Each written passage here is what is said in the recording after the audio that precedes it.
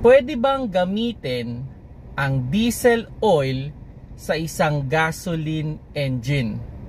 Hello mga paps, sa akin Kuya Shane at may na-receive tayong question na related sa oil at yun nga, pwede bang gamitin yung oil ng diesel sa isang gasoline engine?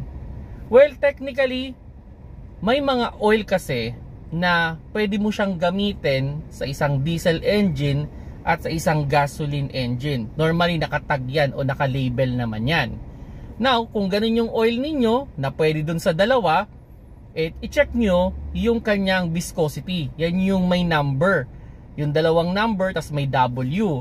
Kung yung number na yon ay pasok dun sa recommended na viscosity ng inyong engine na mababasa ninyo sa inyong owner's manual, okay yon, pwede nyong gamitin.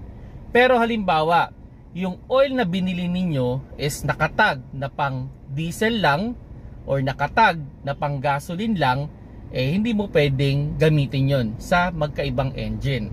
Okay, kasi ganito yan mga paps, no? Normally, ang diesel oil, mas malapot yan kesa sa gasoline oil. So, yung kasi, yung nire-required ng isang diesel engine.